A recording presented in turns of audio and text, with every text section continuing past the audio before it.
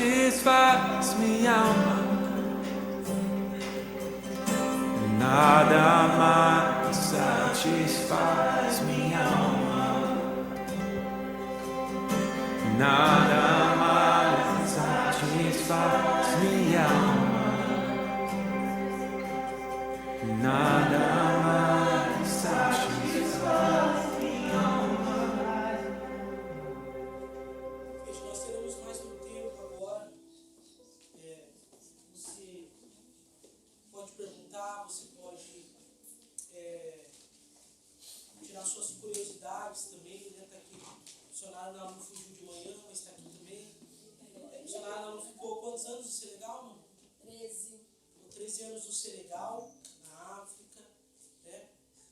Você pode perguntar, tirar suas dúvidas, suas curiosidades, eu vou tirar as minhas. Nós temos um período mais curto agora, pela tarde, né? Temos aí quase uma hora, menos de uma hora.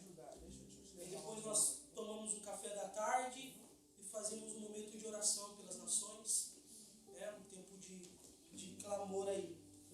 Eu queria começar compartilhando algo que chamou bastante atenção de manhã, na verdade. Desde que eu me converti, eu sempre tive esse livro não como um livro qualquer, mas como a palavra de Deus. E como a palavra de Deus, ela precisa ser seguida, ela precisa ser vivida de capa a capa. Ela não é um livro que a gente seleciona os bons conselhos. É um livro que a gente lê com o intuito de vivê-lo. O que às vezes me indigna muito, é muito comum você encontrar em grupos missionários muita reclamação sobre a igreja local. Só que quando você olha para grupos missionários, você também encontra o que você encontra na igreja local. Pessoas tementes a Cristo, que têm o caráter de Cristo, e pessoas que vivem superficialmente e pessoas que não vivem aquilo. Tanto no meio missionário quanto no meio de igreja local, você vai encontrar isso. Em missões urbanas, né? Você vai encontrar isso. Pessoas que vivem Cristo e pessoas que vivem apenas o hype, que vivem apenas o movimento do que está acontecendo. Né? Só que toda vez que nós vamos ler a Bíblia, de fato, como ela é para a gente viver, nós vamos acabar nos envolvendo com missões. Há uma canção que, assim, para mim, edificou muito a minha vida, chama-se Amado Timóteo, e é uma releitura da carta de Paulo a Timóteo. E o autor, ele diz assim, né, quem faz a releitura, ele diz assim, como se Paulo falasse: ó, amado Timóteo, se você começar a se envolver com esse negócio de Cristo, de igreja, você talvez possa acabar como eu, aqui, né, onde não há ninguém aqui para me ajudar. Só que vale a pena. Eu me ofereço como libação, como sacrifício. Por quê? Porque toda vez que você for viver a Bíblia, você vai ser tirado da sua zona de conforto. As pessoas dizem: pastor, você está deixando tudo. Eu falei: não, eu deixei tudo no dia que eu desci as águas do batismo. Agora eu estou entregando o que ele quer que eu entregue. Mas eu abri mão de tudo nas águas do batismo. Nas águas do batismo a gente abre mão da nossa vida. Alguns são convidados a deixar sua casa, a ir para um outro lugar. Outros são convidados a deixar seu recurso e investir em determinada coisa. Outros são convidados a deixar nosso tempo. Mas todos nós já morremos para nós e não vivemos para nós. Amém? Então, você percebe que, eu não sei quem falou, mas algumas pessoas falaram, né, sobre, por exemplo, ela falou sobre compartilhar, que a igreja primitiva fazia, né? Vendiam seus bens e dividiam tudo entre todos. Poxa, é lindo. Mas a Bíblia não é um livro para a gente olhar e admirar. É um livro para a gente olhar e a gente viver. Nós precisamos ser essa igreja. Essa igreja onde ninguém tem nada de si mesmo. Onde o que eu tenho eu ofereço ao outro. Quando a gente deixou a nossa casa lá em Mamorê, deixamos, né, os nossos bens. Não eram muitos, mas deixamos. E o Thiago ainda não tinha se entregado à missão. O Thiago ainda era empresário. Quando ele falou: olha, vocês vão ganhar bebê, fica na minha casa. Fica na minha casa, eu sou da minha casa, eu vou para outra casa que eu tenho. Vocês ficam lá na casa para ganhar bebê e ficarem tranquilos. missão. E teve que colocar as casas aluguel. Né? E, só que nesse tempo, o Thiago cedeu a casa que ele morava para ele ficar. E o Thiago foi morar de favor. O que eu estou dizendo? Todos nós somos chamados a tudo que nós temos, ser do reino, ser de Cristo, não ser nosso mesmo. Então, quando o Thiago tinha uma casa para me ceder, ele cedeu. Ia ser meu mantenedor, resolveu se pendurar na corda comigo. Agora estamos os dois procurando casa. Mas o que eu estou dizendo é que a Bíblia, gente, cada vez, no meu chamado, as pessoas me perguntam como é que foi o chamado. Eu acho que não teve um momento. Eu li as cartas de Paulo. E as cartas de Paulo queimavam no meu coração. Então, aquele texto saltava nos meus olhos e eu sabia que Deus estava me chamando a viver integralmente para Ele. Aquilo queimava em mim. Houve um momento em que eu entendi, a missionária Ana Lu estava de férias no Brasil, vindo do Senegal, e a missionária Ana Lu estendeu a decoração, na verdade, tinha as bandeiras, e ela falava sobre a necessidade do campo, e o Senhor me levava lá as cartas de Paulo daquele mês que ele estava falando no meu coração. E eu sabia que ele estava me convidando a entregar tudo. Eu entreguei, relutei muito, mas entreguei porque eu não queria entregar a possibilidade de casar, né? Eu falei, Senhor, casar eu preciso. De resto pode levar. E só que eu entrei na sala de som daquela igreja e eu relutei muito. E o Senhor me disse, eu te deixo casar. Mas você vai ter que ver a tua esposa sofrendo o que você vai ter que sofrer. E naquela hora eu me entreguei. Só que às vezes nós entregamos no domingo e pegamos na segunda. Né? Eu entreguei, só que a entrega ela é diária. Foi um processo de alguns anos até que eu decidisse ir para o seminário interno. E lá conheci no primeiro ano a Ana, por isso que eu fiz esse convite. Você aceita ser pobre o resto da vida, aceita dormir em qualquer lugar. Não que eu queira ser pobre o resto da vida. Se Deus quiser me fazer rico, amém, glória a Deus. Eu vou ser um missionário rico de Moçambique, né? Você E fato é que houve esse desprendimento. E quando Noah nasceu, Noah tinha 2 meses, ele ficou com Covid. E eu estava na Bahia, a gente já tinha saído de casa, o Noah nasceu fora de casa já, ele não chegou em casa ainda. Né? E nesse tempo o Noah ficou com Covid, ele ficou mal, ficou com dificuldade de respirar. E eu na Bahia. E naquele momento eu falei para Ana, eu nunca tive tanto medo de ir para o campo quanto eu estou agora. E Ana falou, porque você nunca foi pai. Você nunca teve algo tão valioso para entregar. E eu pensei naquilo e eu perguntei a Ana, se Deus tirar o Noah da gente, a gente continua indo para o campo, a gente continua fiel? E a Ana falou, quebrada, mas eu continuo. E eu precisava dessa resposta dela, eu fui para a oração. Falei, Deus, se o Senhor quiser levar o Noah é teu. Eu perguntei ainda para ela, quando a gente apresentou o Noah na igreja, era um teatro, ou a gente estava entregando o Noah para Deus? Então nós estávamos entregando. Porque muitas vezes a gente canta, a gente fala, mas é só superficial. Mas a Bíblia nos convida a viver. E naquele momento eu entreguei, falei, Deus, se o Senhor quiser levar o Noah é teu, nós continuamos indo para a África, quebrados, mas continuamos indo. Mas, se o Senhor quiser deixar o Noah, deixa o Noah com a gente. Porque nós vamos ser aprovados. Se isso for uma prova, nós seremos aprovados. Nós continuaremos. E naquele dia, a Ana estava arrumando a casa da minha sogra, achou uma carta pastoral que eu tinha escrito para o GCL, para a Cielo, há um tempo atrás, que dizia, a nossa fé sempre será aprovada. Não para que Deus conheça a nossa fé, mas para que nós vejamos a fé que temos. E naquele momento foi a resposta de Deus, o Noah se recuperou, Noah foi restaurado. Mas ali Deus estava me dizendo, você precisa manter o coração daquele que entrega tudo, daquele que está disposto. Porque às vezes nós vemos, eu estou disposto a morrer, mas estamos dispostos mesmo? Porque se eu não estou disposto a morrer, na minha opinião, às vezes, eu não estou disposto a morrer fisicamente. Eu não estou disposto a morrer suportando alguma coisa para manter-me na missão. Eu não estou disposto a morrer de fato. Porque a morte cristã tem muito mais a ver do meu tempo de vida do que propriamente na morte. A morte cristã é diariamente. No contexto de igreja, todos nós, se você conversar com cada um, nós vamos ter várias reclamações de igreja.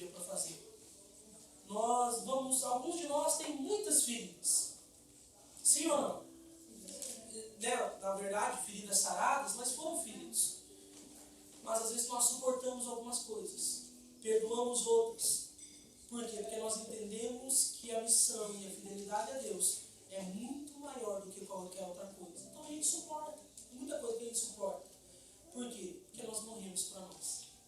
E como o senhor Aramila uma vez me ensinou na nossa vida, o morto não se importa consigo mesmo. O morto, para nós, só se importa com o que Cristo quer, com o que Cristo pensa, mesmo que às vezes seja contra a minha vontade, contra o meu gosto e contra o que o meu próprio coração diz, porque às vezes nosso coração está incendiado, mas às vezes ele é enganoso. Né? Então eu só queria compartilhar isso, eu acho interessante compartilhar isso, porque, gente, é a Bíblia, a missão é a Bíblia. Tem uma frase de Sophia Miller, e essa frase está no meu coração desde que eu ouvi. Perguntaram para ela desbravou a Amazônia, uma americana que desbravou a Amazônia com 2 anos de convertida. Era mais nova convertida, viu, Paulo, do que você. E ela desbravou a Amazônia e uma vez perguntaram para ela, missionária, como que foi o teu chamado? Ela falou, chamado? Não tive um chamado. Eu li uma ordem, ide, e obedeci. E é isso, nós vivemos a Bíblia. Às vezes não vai levantar um mendigo que o mendigo falou comigo. Na maioria das vezes será a palavra. O Senhor falando no nosso coração. O Senhor queimando em nosso coração. Eu vou abrir, nós vamos ter um diálogo e no final nós vamos falar dos caminhos que você pode fazer missões. Existem várias maneiras de fazer missão. Mas para descobrir o nosso chamado, a nossa vocação, compreender isso, só tem um segredo. Se relacionar e fazer da Bíblia. Não apenas um livro, mas a palavra de Deus de fato, para ser vivido. Amém?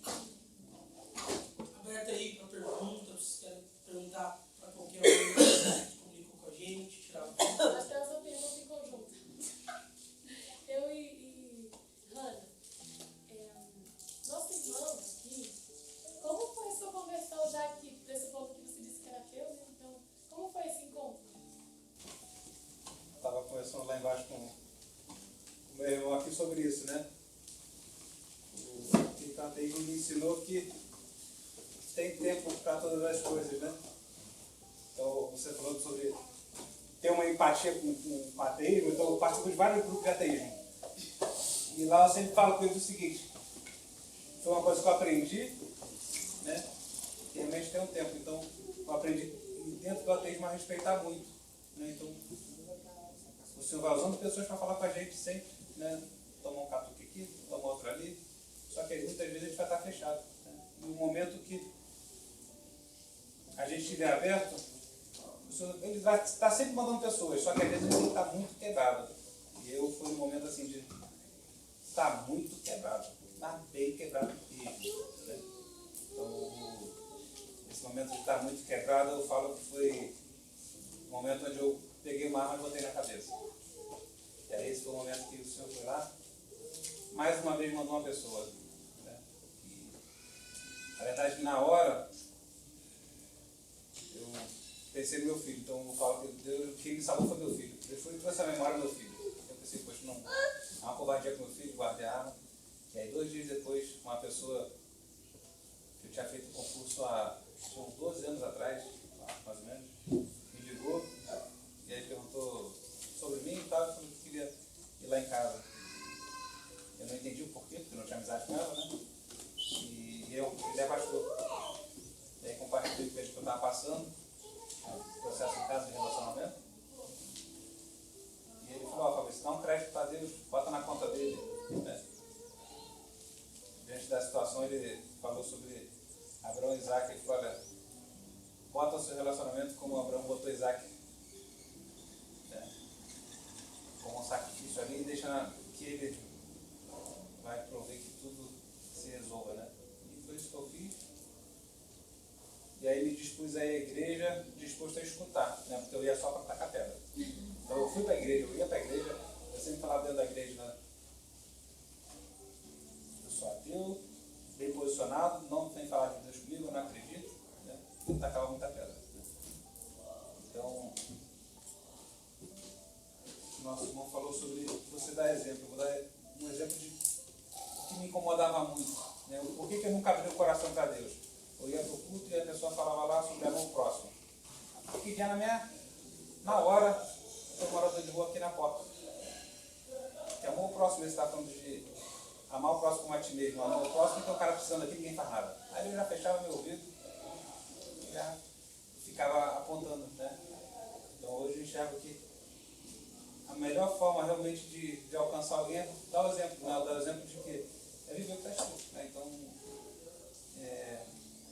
faça o que ele espera que seja feito e as pessoas de fora vão olhar assim e falar, não tem sentido esse cara largar tudo e ir lá para a África. Isso no mínimo vai gerar estranheza e a pessoa vai se dispor a escutar. O cara era isso, né? Sei lá, foi bandido, capudo, não sei o que e tal, foi transformado.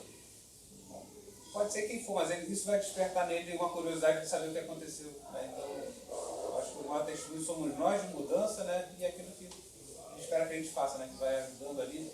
E aí, dessa forma, ele vai tocando aquelas pessoas. Né? Então, as pessoas que eu tenho como entendimento assim, de propósito, vai ter olhos lá para os que estão com fome, né? Os que estão presos, os que estão no hospital, os que estão refugiados, que estão desabrigados, esses aí estão dispostos a escutar a palavra de alguém, né? Quando falar, a gente vai ver que é o Senhor mandando aquele socorro, né? Então, você que tem essa empatia pelo ateísmo, eu estava outro dia vendo os países o maior nível de ateísmo do mundo. E eu fiquei pensando, como você vai alcançar aquelas pessoas? Né? Você ir lá pregar, não vão escutar. No grupo de ateísmo, vou dar um exemplo de não lembro qual era o país, que eles estavam, não sei se era a Suécia, os presídios fecharam. Por quê? Porque não tem mais preso. E qual a coisa interessante? Não tem mais preso é o país com o maior índice de ateus. E aí, pessoal dentro do grupo de ateísmo, como é que num país onde não tem preso, o ateísmo está lá em cima, não tem preso, e aqui no Brasil, onde todo mundo crê na palavra e tem preso, né? Saindo pelo ladrão, né? Então, e aí hoje eu a melhor forma de você alcançar essas pessoas é você entender que a sua vida é uma missão, não só você ir, mas o seu dia a dia, no seu trabalho, você saber que você está servindo aquela pessoa, você tem a missão ali de semear, seja lá qual for o teu trabalho. Se você está ali, eu espero que você semeie. Né? Então, eu comecei a mudar minha visão com relação a propósito, de trabalho, de negócio, você entender. Você, através do negócio, você pode alcançar qualquer pessoa. É só você ir aqui no coração e semear onde você estiver. E aí você consegue ir lá para a Suécia, lá, montar um negócio onde você esteja disposto a semear. E aí você vai, engalhando as pessoas, e aí você consegue gerar um movimento e, de repente, formar grupos, né? Então, foi assim minha conversão, um entendimento que eu tenho tido assim, sobre caminhar. Né? Você disse sobre isso, tinha muitas pessoas que chegavam em você para discutir sobre, por exemplo, como se fosse um bate-boca mesmo, tentando te converter, Mas e isso te fechava. Não tinha conversa, tinha 10 segundos no máximo. Eu vejo no grupo lá, o pessoal discute muito, mas eu não discuti. Eu tinha uma convicção forte, eu falava, desculpa, eu não acredito. Vamos mudar de assunto. Entendi. Né? E aí você ficar tentando enfiar a goela abaixo, a pessoa não é saudável. E Então, você acha que o melhor seria relacionamento mesmo que você ir ganhando essas pessoas? uma conversa saudável, não tentando enfiar a goela abaixo, porque não está disposto a escutar. Entendi. Né? Interessante que até o que a missionária falou no hospital, né? Era calada, não falava. É isso aí. Mas eles viam. Você acabou falando sobre exatamente o país que Deus colocou no meu coração. Exatamente o lugar onde eu tenho orado. Não sei se é para lá que de fato Deus vai me direcionar. As coisas mudam muito, né? Eu estou só começando a estudar.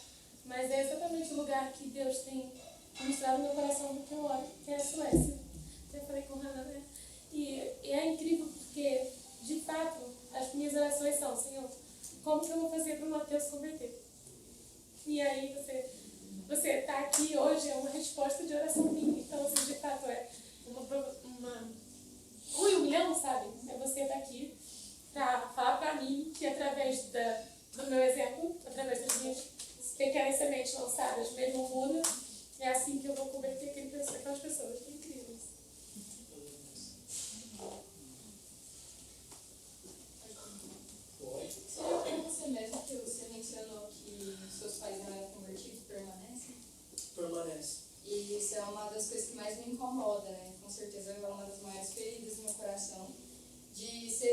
desprendida, me leve para qualquer lugar e saber que, tipo, olhando para minha casa, olhando para trás, tem pessoas que não estão convertidas. Não é um empecilho. Pastores já acompanharam essa dor em mim, só que eu queria tanto, sabe? Parece meio egoísta, sabe? Tipo, eu poderia lutar pelos meus de casa, mas eu tô indo para longe, eu tô indo para onde Deus quiser, mas, poxa, as pessoas que me colocaram no mundo, as pessoas que eu mais amo, ainda não sentiram isso, sabe? E eu sei que eu realmente estou colocando a minha vida à disposição para que seja feita a vontade de Deus, mas essa questão familiar dói demais. Eu queria ver a sua visão sobre isso. Pega muito, porque assim, no meu caso, meus pais são desviados, né? Eles conheceram e abandonaram. E no meu caso, desde o seminário, duas vezes eu falei com os meus pais sobre Cristo. A minha atitude sempre foi mostrar, né? E quando eu tive a oportunidade, eu falei de fato, né, vocês conhecem, eles já conhecem o Evangelho. Então, tudo que eu falava chovendo molhado. Mas, por exemplo, os meus pais saíram da igreja por decepção com o pastor.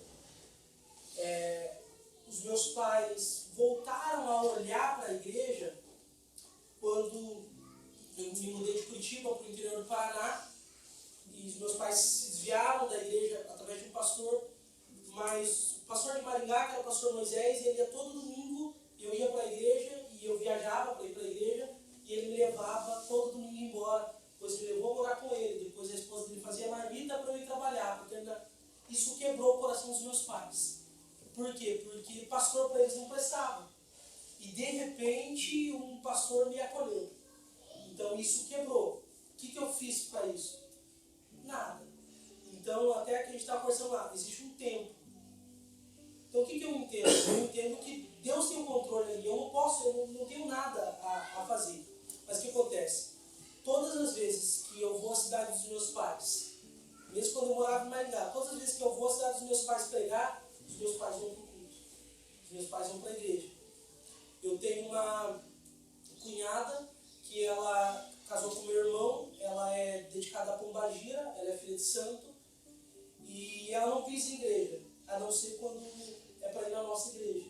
E ela disse, olha, se tivesse uma Wesleyana na cidade, eu iria. Mas não é por causa da Wesleyana, é por causa do nosso exemplo. Então, essa minha cunhada, ela pensa tudo ao contrário de mim.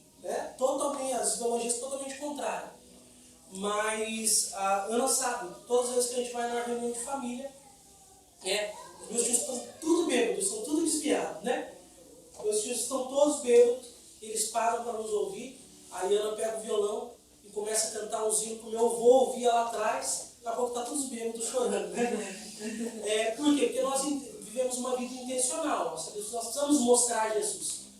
Tanto que quando eu fui falar para os meus pais que eu ia para o seminário interno, meu pai chorou e disse, você não é nosso, você é dele. Porque quando você estava 90, Deus já falou que você estava sendo separado das nações. Então eles entendem a questão de Cristo, eles entendem o Evangelho. No meu caso, eu não tenho muito o que falar. Eles já ouviram tudo, eles já sabem. Então, o que eu vejo, o processo que eu vejo acontecer? Teve uma segunda vez que eu falei para os meus pais, foi cerca de 3 anos, quando a minha mãe, eles tiveram um problema com a minha irmã, e eu fui lá para a casa deles, e foi onde eu sentei com os meus pais, sentei com eles e disse, olha, vocês sabem de quem vocês precisam, e etc. Eu entendi que foi uma oportunidade que Deus me deu, mas eu entendo que a obra de Deus na vida dos meus pais está muito além de mim. Eu me apego quando o Senhor ministra, né? Cuida dos meus, eu cuido dos seus. Eu acredito que há uma diferença, por exemplo, quando eu olho para a história da missionária Conselita, há uma diferença daquela que era responsável pela sua casa, né? Cuidava da sua mãe, cuidava dos seus irmãos, né? E tinha uma família que não conhecia Cristo, da minha família, que são pessoas que conheceram a Cristo, e eu não tenho nada a fazer por eles. Então hoje eu entendo que isso me dói. As minhas orações é um dos meus principais pedidos. Deus, o momento mais triste da minha vida vai ser que meus pais morrerem sem Cristo. E eu creio que um dos momentos mais felizes vai ser quando eles morrerem e eu ter certeza que eles estão em Cristo. Então é uma dor que eu carrego também. que eu oro, mas eu entendo que eu ficando não vou mudar nada. Né? A história deles, eu acredito que Cristo governa. Então eu digo assim, Senhor, eu estou indo fazer, eu estou indo obedecer a tua ordem, mas salva a minha casa. Então eu oro pela minha irmã, que também está em Curitiba, e é desviados, meus pais estão no interior do Paraná, são desviados, meu irmão, e eu aconselho eles quando eles pegam, mas acredito que na verdade é a mesma coisa que ela está falando, né?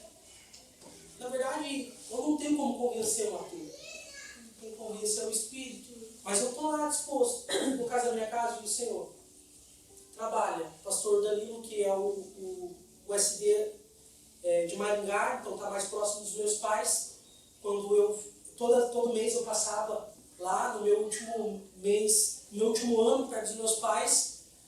A minha família é muito cachaceira. É ao extremo, né?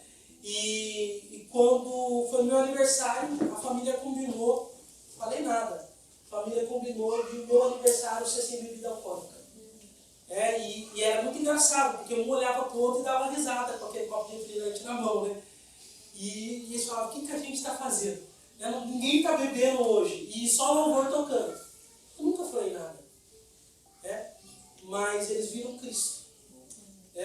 Então, acontece, aquele que eu fiz a minha parte, quando eu fui sair, o pastor Danilo me mandou uma mensagem, ele falou, olha, você estava próximo da sua família, então eu nunca entrei. Ele falou, mas agora fica tranquilo, porque você vai e agora a gente cuida. E isso só é uma confirmação de Deus dizendo, faça, cuida dos meus, que eu me responsabilizo pelos seus.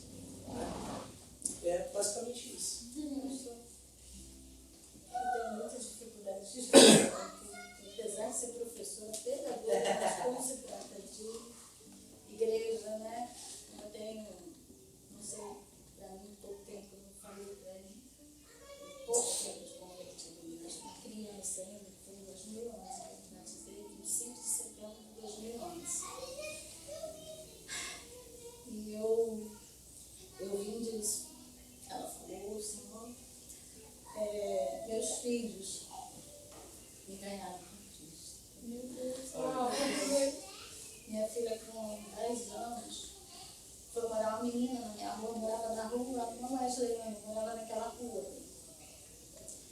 E com 10 anos, minha filha foi convidada por uma colega que morando na nossa rua, aí na igreja, né, que ficava na esquina da nossa casa. E ela começou a ir, levou meu filho, que era mais novo. Enfim, meu marido sofreu um acidente e ficou acamado. Né? E com isso, aí minha filha foi, levou meu filho e eu fui comigo. Bebida, né? Enfim, eu trabalhava e meio que entreguei meus filhos à igreja. Tipo assim, mãe, posso ir no evento? Vai. Né? Meu sogro, sempre, nunca, né? Mas eu não queria. E sempre que eu ia para a igreja, tinha essa questão de ver alguma coisa que não me atraía muito, né? Eu dizia, não, eu quero eles, né? Na presença, eu orava. Sempre eu ia para, mas, entende? Eu tinha uma ligação com Deus, mas igreja, não. Por quê? E algumas questões dentro da igreja que não me agradavam. E aí eu disse, não vou, porque eu vou ser hipócrita, né? E assim, foi durante muito tempo, né? Meu marido acamado, foram 23 anos, né? A gente cuidando dele. E aí, em 2010, aconteceu algo assim, né? Que mexeu muito comigo. E aí eu disse, eu tenho que tomar uma decisão, eu tenho que decidir. Eu fumava, era uma chaminé, bebia, fumava. A bebida não era uma coisa assim difícil de largar, mas o cigarro sim, que era algo assim, eu fumava desde sempre. Então eu falava, como que eu vou para a igreja? Né? E aí tentei parar de fumar muitas vezes, mas era assim, de sair de madrugada, assim, eu comprava, né, para poder parar. Mas saía de madrugada, às vezes, sozinha, para comprar cigarro, Eu não aguentava, né? Era um vício muito forte. E aí, em 2011, eu falei, Senhor, eu não consigo parar. Eu não quero, eu falei para ele, Senhor, eu não quero. O único prazer que eu tenho é o cigarro. Porque isso me acalma.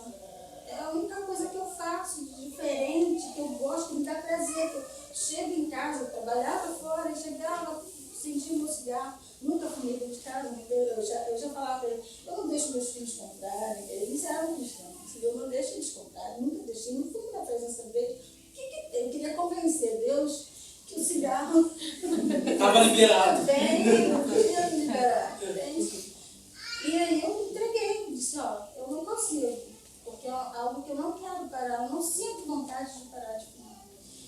E assim, eu fui para casa da minha irmã, que morava em Macaé, numa noite, minha família toda assim, bebe, fuma, gosta de, sabe? Aí eu fui para casa dela, num feriadão, e a gente fumando, né? Elas bebendo, mas não me interessei em nada bebida. Mas cigarro foi até acabar o cigarro. Na verdade, a gente ficava lá. E aí acabou o cigarro, minha irmã mais velha, vamos comprar cigarro, vamos esperar, vamos para a padaria comprar cigarro, ficar sem cigarro, não sei o quê. Só que só dela falar no cigarro, me enjoou. E aí, quando chegamos na padaria, ela, ué, né, não vai comprar você? Enquanto eu estiver com esse enjoo, não vou não. Gente, eu tô até hoje com enjoo. Foi assim, algo, e assim, pra mim, não tem assim, dúvida nenhuma. Sabe? Eu coloquei pra ele, você não consegue, mas eu consigo tirar de você. E ele tirou de uma vez, eu não sinto, e tem pavor até do cheiro do cigarro. E algo que eu não queria, era uma coisa que eu queria convencê-la a me deixar fumando. E aí, né, eu, graças a Deus, comecei a frequentar, fazer escola e me converti. E digo assim, foi um período longo, minha filha estava já com 22 anos, se não me engano, né? Tinha 10 anos, meu filho também foi, ele mesmo diz que foi pela dor, porque ele também, aquele descolamento da proteção do fêmur, que ali que ele foi, porque ele também teve problema na igreja. Isso aí é uma coisa tão triste, porque tem momentos assim que é onde você deve, que muitos, né, saem da igreja por uma palavra maldita, né? E isso é muito triste. Eu vi muitos jovens, né, porque a minha casa era ali perto, então eles se reuniam na minha casa, e eu vi muitos jovens se desviarem. E tenho assim, testemunho até triste de um jovem que acabou morrendo, né, foi assassinado, na minha varanda, chorando por algo que fizeram. Ele disse, eu não volto por isso, porque se fosse assim e tal. E muito triste, eu tenho isso, e tudo isso me fez resistente à igreja, né? E aí, em 2011, eu me batizei, e hoje eu luto para levar, sabe? Porque eu creio que o mesmo Deus que me deu através dos meus filhos, né? Que não foram meus filhos, mas Deus, né? Espírito Santo são os meus filhos. E hoje eu luto também, porque eu creio que meus irmãos, minha família também, né? Eu tenho uma aquela espírita que eu amo de paixão, amor de pessoa. A gente conversa muito, nós somos bem, sabe? Eu sou bem ligada a mim. Sei que assim, eu estou sempre falando, estou sempre, mas também, como alguém falou, não é por posição, né? A gente, o nosso exemplo também. Eu sinto que isso, a minha mais velha mesmo diz, você me transmite uma paz, não sei porquê. Eu disse, opa, não sou eu, é o Espírito Santo. Né? Então, assim como ele fez comigo, eu creio que vai fazer com a minha família também, né? Leva tempo, eu não tenho tempo, né? Eu creio nisso. Gostaria de fazer uma colocação. Rebeca, a minha mãe e o meu pai, eles se separaram desde quando eu era criança. Eu tive uma infância bem complicada. Quando eu conheci a Cristo, eu sempre falava dele para minha mãe. Só que a minha mãe não queria saber. A minha mãe ia para boteco, jogava uma sinuquinha, bebia. Ela ficava brava comigo porque toda vez que ela me ligava eu estava na igreja. Ela falava, não sei o que você faz tanto com esses crentes aí. Eu passei bastante coisa, até que Deus usou de uma situação difícil da minha vida para ela encontrar Jesus. Porque daí, através disso, ela conheceu o pastor e foi se aconselhando, se abrindo. E eu falo uma coisa para você, Deus me deu a honra. E o pastor também fez isso, de nós dois desceu minha mãe nas águas. Hoje ela serve na igreja, é uma cozinheira de mão cheia, não quero, né? Mas é uma cozinheira de mão cheia, ajuda na igreja, ela está sempre disposta e ela fala que hoje ela sabe o que eu fazia tanto no meio dos crentes. Então, assim, não desiste não. Eu também tenho um pai ainda que nos converteu, eu tenho uma irmã que ainda nos converteu. A minha irmã não podia nem falar de Cristo para ela, hoje ela me pergunta sobre coisas da vida. Então eu falo assim, é tudo no momento de Deus, né? Tudo no tempo dele. Eclesiastes 3 diz isso, né? Então quem somos nós para querer adiantar o processo? Às vezes ele precisa desse processo, a gente também precisa passar pelo processo junto com eles. Mas o importante é você nunca desistir de orar por eles. Porque uma hora ou outra, a hora que você menos esperar, a bênção está na tua porta. E é engraçado que no processo da Josi, a Josi não fez absolutamente nada para levar a mãe. A Josi estava num momento difícil da vida dela, e a mãe foi ajudar pensando em se matar, e naquele dia não encontrou Jesus. Naquela casa, lembra, Josi? Na varanda da casa da Josi. Então, é o que Deus ministra no meu coração. O que eu faço com você perto ou longe. Porque longe, os meus pais estão vendo Cristo em mim. Então, longe, meu irmão mesmo agora está me ligando, liga todo dia, né? E eles são apaixonados pela missão. Eu tenho um cunhado, eu tenho um cunhado que era ateu. Eu tenho um cunhado que era ateu, e aí eu toda semana eu converso com meu cunhado, e agora meu cunhado crê em Jesus. Aí esses dias falaram que alguém da família lá era pastor, e aí o meu cunhado falou para a família dele, não é pastor nem aqui nem na China. Eu sei o que é um pastor, porque o meu cunhado é pastor. E eu sei que não é qualquer coisa assim. Entendeu? Há um processo. Então o que acontece? Eu não falei de Jesus para o meu cunhado. A Josi não tentou converter a mãe, mas simplesmente aconteceu. Então, um exemplo eu posso dar tanto perto quanto longe. Agora eu entendo também que há as particularidades. Quando eu ouço a história da missionária Concelita, né, que eu ganhei a família toda, eu também penso na minha família. A hora que eu escuto, logo eu vou lá na minha família pensar também. Mas Cristo mandou abandonar pai e mãe. Mas eu entendo que o que ele faz, eu dou meu testemunho mesmo de longe, e o que ele faz, ele faria comigo perto ou longe. A gente falou para abandonar, não, para desistir deles, né? A oração que nunca pode deixar de não. O Rafa que fala? Não. Pode fazer uma pergunta? Cara, fazer uma pergunta complexa. Quando eu penso no missionário, eu penso na pregação do Evangelho, viver o Evangelho, eu transmitir ele a alguém. Eu lembro daquela passagem que Jesus estava ensinando seus discípulos, né, a ir de 2 a 2, né, e que ele falava, se rejeitarem a mensagem de vocês, tira o pó da capa e prega em outros lugares, e vai para outros lugares. Eu queria fazer uma pergunta nesse sentido. Abrindo algo meio particular da minha vida, eu sempre tive uma sensação de não pertencer a um lugar específico. Eu estar em lugares que, parece maravilhoso, a galera dá tudo de cima e fala, mano, mas não é aqui, velho. Sabe, não é aqui. Eu, querendo ou não, é uma parada que eu sempre venho lidando na minha vida, que é a respeito de rejeição.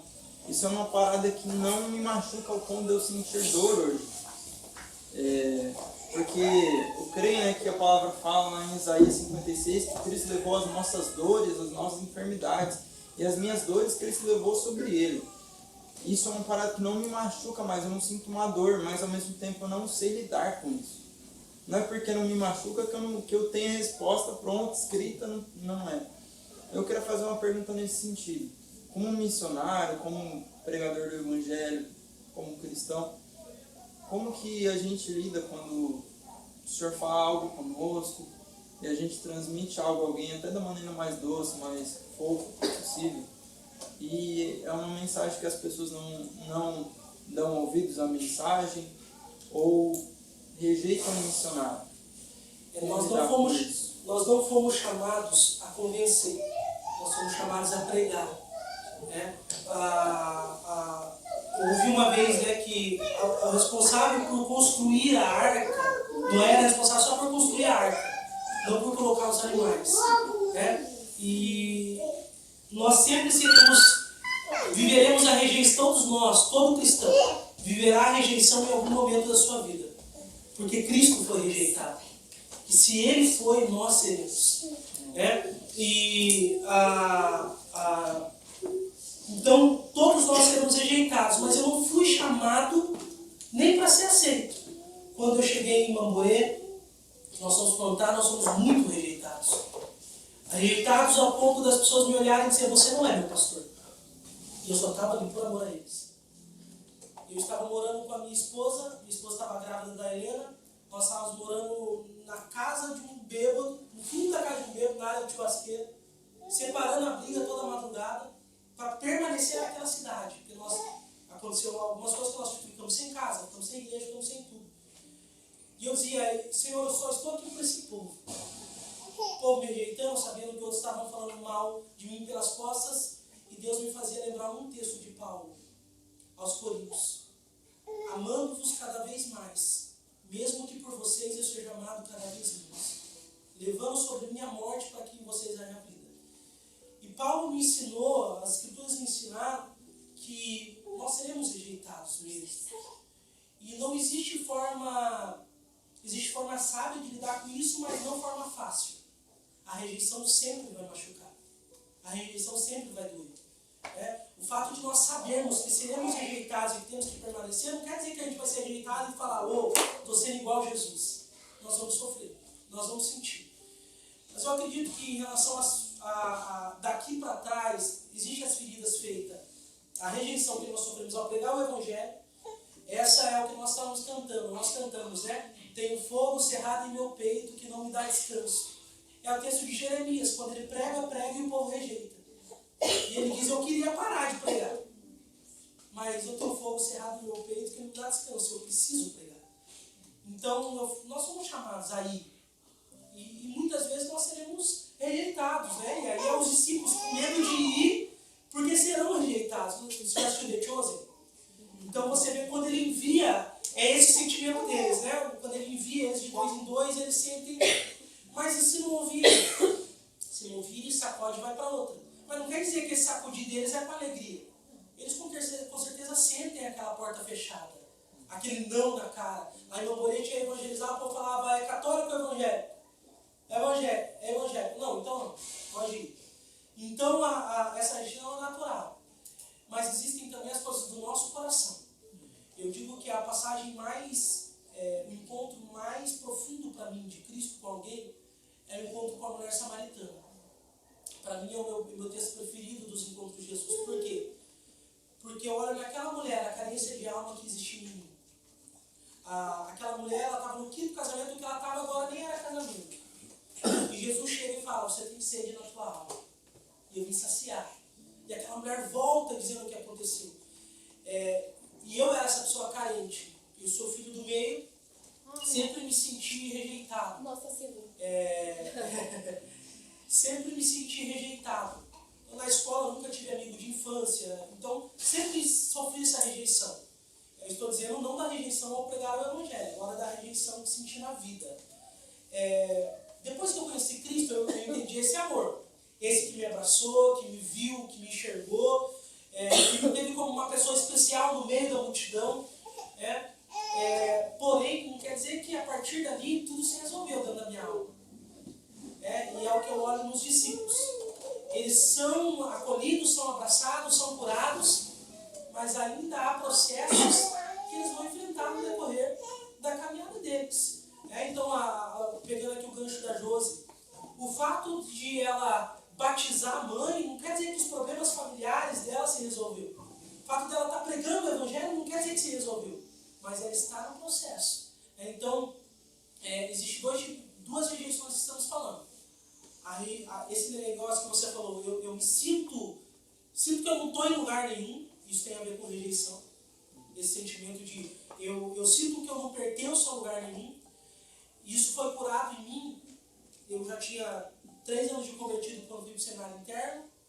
no segundo ano de seminário interno, no 5º ano de convertido, todos os seminaristas tinham que ir para um retiro. Aí tinha que juntar dinheiro para ir. Mas eu era seminarista, não tinha de onde tirar dinheiro. Ou Deus provia ou Deus provia. No fim das contas, Deus não proveu. Porque nem sempre a provisão é conforme a gente espera. E todo mundo foi para o retiro. E eu fiquei sozinho no seminário. Eu me senti Chaves, quando todo mundo vai para Acapulco. E ele ficando sozinho. E eu falei... E aquela angústia tomou conta de mim. Estava no seminário interno, 2 anos sem estar com a minha família, sozinho. E o pastor falou, olha, já que você não conseguiu dinheiro para ir para o retiro, você não vai sair de casa também. Você não vai sair da esquina, não vai para shopping, não vai para a igreja, não vai para lugar nenhum, você vai ficar aqui. Eu fui castigado. E eu sentei na manilha e eu chorava. Eu chorava sentindo saudade de casa. Só que quando eu ia para casa nas férias, eu não me sentia em casa. E nesse momento o Senhor falou comigo. Nesse momento ele curou isso em mim, porque ele falou, quando você precisou de travesseiro, quem foi o teu repouso? Quando você precisou de amigo, quem foi teu amigo? Quando você precisou de pai, quem foi teu pai? E naquele momento o Senhor falou, eu sou a tua morada. Eu sou a tua casa. Eu sou o teu abrigo. Naquele momento, a partir daquele momento, eu entendi que em qualquer lugar eu me sentiria fora de casa. Que é só nele que eu me sentiria acolhido. Por que eu estou contando esse testemunho? Porque 5 anos depois de estar pregando o Evangelho, dizendo eu encontrei tudo que eu precisava, eu ainda estava sendo ensinado de que eu não me sentiria em casa em lugar nenhum. E isso tem a ver com as sequelas da rejeição da minha vida, que foi curado num processo de 5 anos. Mas a rejeição do Evangelho também vai causar tristeza em nós. Só que a diferença é que nós vamos entender que Cristo foi rejeitado, nós também seremos, sentiremos vontade de desistir, porque Cristo também no Getsemane falou, Pai, se possível, afasta de mim esse cálice. Então nós somos seres humanos. As pessoas me perguntaram esse tempo atrás, pastor, o que você mais aprendeu nesse tempo de pastoreio? Eu aprendi que eu sou um ser humano. Eu aprendi que eu tenho vontade de desistir, eu aprendi que eu tenho vontade de chorar, eu aprendi que eu tenho vontade de voltar atrás, mas eu não volto atrás porque ele disse, não olhe para trás. Só por isso que eu não volto, porque senti vontade de voltar sim. E os momentos que mais eu sinto vontade de voltar são os momentos de rejeição. São os momentos em que as pessoas ou nos difamam como pastor, né? Ou nos difamam, ou nos rejeitam. O missionário, o pastor, todos nós, qualquer cristão que se envolva com a obra cristã vai experimentar a rejeição. Como a gente lida? A gente sofre, ora e permanece e se lembra das verdades bíblicas. A minha Bíblia, nesse tempo do meu seminário, no 2º ano, todas as palavras refúgios de Salmo está grifada. Todas as palavras refúgio. Porque naquele ano Deus me mostrou que Ele era o meu refúgio. Então, assim, como eu lido? Eu me refugio. Eu choro, eu esperneio na presença dEle, mas eu me lembro. Ele é o meu refúgio, eu estou cumprindo o ID, eu preciso amar esse povo mesmo que esse povo não me ama. E me lembro dessa verdade que foi gravada na minha alma em algum momento da minha vida. Eu não fui chamado a convencer. Eu fui chamado a só pregar. Eu não fui chamado a... Esse é o papel do Espírito Santo. O meu é só pregar. Respondeu? Respondeu, não. Ô velho, posso só contribuir uma Opa, gotinha com a pergunta com dele? certeza. Porque essa coisa de rejeição é uma coisa que pairou na sociedade nas últimas 3 décadas, porque é efeito da queda, é efeito da sociedade, está muito forte, está sangrando na pele de muita gente. Tudo que ele falou é coerente, é real, certo? Só que a gente tem que entender também, tem umas coisas que estão em jogo, que a gente tem que somar e entender, certo? A gente quando converte, a gente passa pelas águas, recebe chamado, é treinado, e a gente tem que colocar na nossa cabeça, a gente tem que ter couro de jacaré, para tomar a lapada e parar e entender assim, vou tomar a lapada mesmo, é rejeição de igreja, de pastor, de gente da terra que eu vou pregar, a gente mesmo se rejeita, e a gente se sabota pra caramba o tempo inteiro, com as nossas neuroses, com as nossas questões. E existe uma questão na nossa vida, eu falo nossa, porque eu quero me incluir nisso, é a questão da autopiedade. Não estou dizendo que é o teu caso, tá ligado?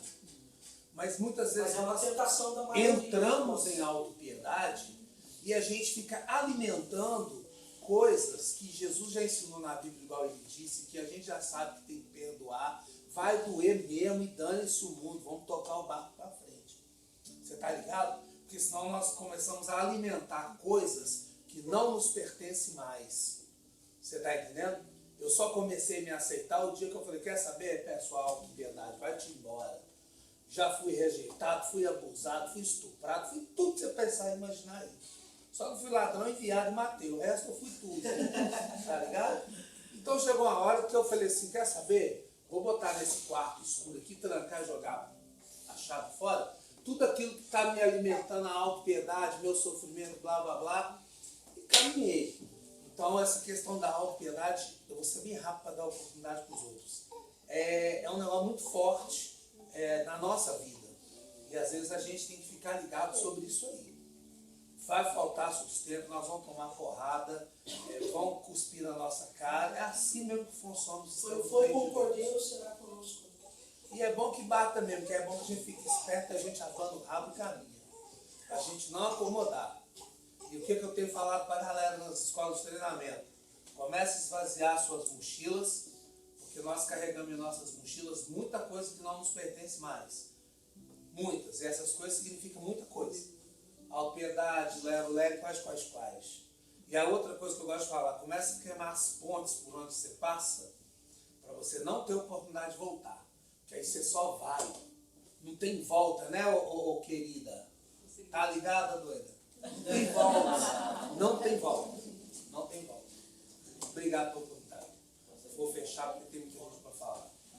Então, aí, você falou de uma dor que também, por acaso, era minha. Meu pai, apesar de... Eu tenho tudo pra largar da igreja e falar dane-se. Porque meu pai, ele é da igreja. E ainda assim, ele me abandonou. E aí, depois, o meu padrasto, ele chegou pra mim uma vez, uma época que eu tava muito ferida, muito machucada. Ele virou pra mim e falou assim, é por isso que seu pai não gosta de você. E aquilo, eu tava no dia da minha apresentação de violão e aquilo me rasgou a alma de uma forma que eu não conseguia nem andar. E aí, eu se levava pra Deus, tive depressão. Já tentei me matar, cheguei um dia pro pastor, falei, pastor, não vou me matar por causa da minha mãe, o pastor me colocou numa terapia, e aí a partir dali tudo começou a andar. Só que aí eu comecei Deus foi me levando um relacionamento com ele, no qual eu não sabia o que era ter um pai. Então eu não sabia qual era a função de Deus pai, porque eu não tinha um pai. Então como que eu sei o que um pai faz? Eu não sei. Então às vezes quando Deus vinha com carinho, eu falava assim, o que você está fazendo? Não sei o que é isso. E uma vez eu queria, dentro da minha alma, blasfemar contra o Espírito Santo. Desculpe, eu vou explicar.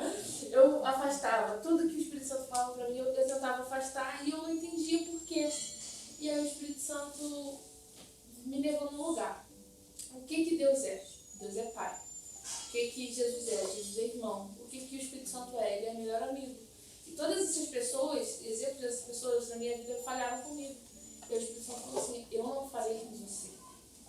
Eu não sou homem para falhar com você. Eu não vou falhar com você.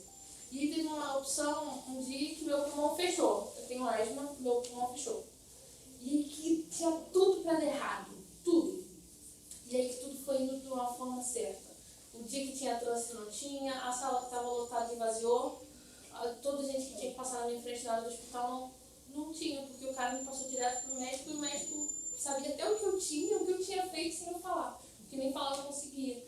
E aí no meio disso tudo eu falava, nossa, que estranho. Aí a pessoa falava assim, é isso que um pai faria. Eu te daria prioridade, eu te daria amor. E aí que tem uma música do José Júnior que fala, eu tenho que estar nu na presença de Deus. Sabe? Realmente a gente não tem que tomar cuidado com a autopiedade, mas a gente também tem que parar de colocar as nossas dores em gaveta quando o próprio médico está ali para te curar. Só que você está escondendo a dor. Não adianta você ir para um hospital e você não falar o que você está sentindo. Deus, olha só, eu não consigo ser filho porque eu nunca tive um pai. E aí Deus foi me mostrando a cada dia o que era ser amada como filho. E eu juro que até hoje Ele me mostra, Ele me mima. Um dia eu falo, nossa, eu queria tanto açaí, eu estou tão triste. E do nada alguém parece com açaí na minha frente. E daí eu falo, caraca, Deus. Não é só na necessidade, porque o pai não te atende só na sua necessidade, ele te atende para te mimar. Ele vai além. Então, às vezes a gente lida com a rejeição se jogando nos braços daquele que nunca vai te rejeitar. Porque quando a mulher samaritana estava no poço, ela vira e fala, assim, mas todo mundo me rejeita. E aí Jesus fala, mas eu não rejeito você. Então, se abraça naquilo, porque o mundo inteiro pode te rejeitar. Mas Jesus não te rejeita, muito pelo contrário, ele morreu por você. Porque você tem um valor, apesar da vida inteira falar que você não tem um valor, às vezes a igreja virar a cara para você, você tem um valor e um valor muito sangue, porque ele foi pago com, muito grande, porque ele foi pago com sangue, ele foi pago com amor. Deus estava, sabe, chateado com a terra, mas ele te amava tanto que ele mandou o filho dele por causa de você. E amor maior que esse você não vai achar. Então, só isso que eu tenho para te falar, nenhuma rejeição do mundo vai se comparar ao amor que Deus tem por você. É bacana você falar isso, porque o pastor, ele acompanhou a minha vida. Ele sabe os problemas familiares que eu tive desde quando criança. Eu sentia rejeitada pela minha mãe e pelo meu pai. Meu pai abusou de mim, minha mãe me abandonou. Durante muitos anos da minha vida eu tive que cuidar da minha irmã. Fui mamãe pra minha irmã. E depois de adulto que eu fui me aproximar da minha mãe. Eu achava que eu não queria saber o que era amor de pai e amor de mãe. Do meu pai terreno, eu não sei. Porque a gente está se aproximando aos poucos, depois de Deus. Impressionante o que Deus faz. Porque primeiro começou com a minha mãe se batizou, a gente se aproximou, tudo aconteceu. Depois do meu pai, Deus foi ministrando no meu coração através da cura que eu estava fazendo com o pastor. Ele me discipulando, Deus falando para mim pedir perdão para meu pai. E eu falava, eu não vou, não foi eu que fiz, não. Foi meu pai que fez isso comigo, meu pai que me machucou. E sempre que eu ia no discipulado, Deus batendo em cima disso. O pastor achou até que ia embora e não ia ver acontecer, mas um certo dia eu já tinha tido sonhos. Deus tinha usado o pastor, Deus usou uma pessoa para falar para mim, vai antes que não dê tempo. Eu fui, através do dia que eu fui, algo virou a chave na minha vida. Foi algo tão extraordinário, porque eu tinha sonhado que meu pai me matava quando eu ia pedir perdão para ele, que ele não queria que eu chegasse na casa dele, e depois ele ia atrás de mim e matava eu e meus 2 filhos. Eu tinha sonhado que várias outras coisas. Sei que o dia que eu fui, eu pedi pro pastor me emprestar o carro, ele me emprestou, eu fui. Eu falei, pai, eu tô indo aí com os teus netos e meu marido. Ele falou, tá. Gente, eu cheguei lá sem unha, tava no vivo, eu nervosa, parece que eu ia ter um troço, meu coração palpitando. Cheguei, meu pai tinha até mandado preparar uma janta pra gente. Eu sentei no sofá com ele e abri meu coração, pedi perdão pra ele. Ele falou, você não precisa pedir perdão. Eu falei, eu preciso. Eu quero te pedir perdão se algum dia na minha vida eu te fiz mal. Se alguma vez eu te chateei. Se eu te privei de alguma coisa, eu comecei a pedir perdão pra ele. Ele começou a chorar e pediu perdão pra mim. Naquele momento que houve esse perdão, eu senti que eu fui liberta. A minha vida começou a andar. As coisas, sabe, fluíram. Então, tipo assim, às vezes a gente sente a rejeição, igual você falou, tem dificuldade de saber o que é o amor de um pai. Eu tinha muita dificuldade com isso. E hoje eu vejo que no momento que eu estava lá morrendo por causa que eu tinha usado muita bebida alcoólica, eu estava internada a ponto de morrer, não apareceu um, mas eu sei que quando eu fui para a igreja, olha para você ver como Deus faz as coisas. Deus enviou uma pessoa para falar comigo na igreja. Eu não quis, no hospital, eu não ouvi. Eu fingi que estava dormindo. Quando eu cheguei na igreja, que o meu tio me levou, Deus falou comigo lá. Eu lembro aquele dia no hospital que você fez que não me viu? Eu estava lá, eu não te abandonei. Eu nunca te abandonei. Todas as dores que você passou, eu estava do teu lado. Eu nunca te abandonei. E eu aprendi que tudo que eu passei de ruim na minha vida é Deus me preparando para algo. Ele não fez aquilo porque ele é mal ou que eu merecia. Só que hoje eu sei que ele tem algo tão maior que eu ainda não consigo entender, mas eu sei que ele vai usar de tudo isso para que outras pessoas sejam alcançadas. Então, a rejeitação que há em você, é igual ela falou, é só Deus que vai. Entendeu? Não é... você só vai viver isso se você se permitir. Porque Deus, Jesus, ele é aquele pessoa bondosa. Ele não vai chegar entrando na sua vida de qualquer jeito. Você tem que abrir a porta para ele. E a partir do momento que você se desprender, que você deixar ele entrar, ele vai transformar a sua vida, como ele transformou a minha, transformou a dela e de todos. Então, às vezes, hoje em dia é fácil, quando eu vejo alguém falando sobre rejeição, as outras pessoas julgarem. Não julguem porque você não sabe a dor que está dentro. Eu já tentei me matar. Eu achava que a minha vida não valia de nada, e não foi uma vez só. Mas olha a misericórdia de Deus, hoje eu estou aqui vivendo algo que eu nunca sonhei na minha vida. Hoje há paz na minha casa, meu pai foi esses dias, pastor, lá. Ele passou para mim ver minha avó, ele entrou dentro da minha casa, tomou um café comigo e pegou meu filho no colo. Pela primeira vez na minha vida, no dia do perdão, eu vi meu pai como misericórdia, eu não vi como um monstro. Um monstro que abusava, que me batia, que eu fui parar no abrigo por causa das palavras que me deu, que eu tive que morar num lugar porque eu corri risco de vida. Hoje eu vejo o que Deus fez na minha vida. Quando eu cheguei nessa porta aqui, cara, eu não acreditei. Eu falei, meu Deus, o que eu tô fazendo aqui? A improvável, aquela que ninguém dava nada. Hoje, cara, olha o sonho que eu tô vivendo. Hoje que eu nunca pensei que eu ia viver o que eu tô vivendo. E a minha vontade é que todos conheçam ele da mesma forma que eu tô conhecendo. Entendeu? Então, tipo, o que você falou, cara, mexe muito comigo porque é algo que eu também sei o que é, entendeu? E tamo junto. Uma das coisas que eu acho legal de Jesus é que... Vamos falar de novo. Uma coisa que eu acho legal de Jesus é que, por exemplo, toda vez que ele ia por alguém, ele sabia que a pessoa tinha. E aí, que acho que é um cego, igual o cara de que ele chega, vê o cara lá, tá? Ele tá obviamente que precisa. E Jesus vira pra ele e fala assim, o que tu queres que eu te faça? Era visível. Só que ele quer você sabe o que você precisa? Ah, meu Deus, porque ele não vai, por exemplo, igual você falou, entrar onde Jesus nunca foi entrar onde Jesus é um gentleman. O Espírito Santo é um gentleman. Então ele vai sempre pensar o que quer que eu te faça. Toda vez que Jesus curava, ele nunca curava somente o físico. Ele curava o emocional, o cego, cara, eu acho incrível. Que o cego lá, ele sempre era acostumado a ouvir o cuspe no chão de desprezo. Jesus, quando vai curar ele, ele cospe no chão. Porque era a última vez que ele ouviu um cuspe. E o último cuspe que ele foi ouvir era de um milagre, não de desprezo. Tá ligado?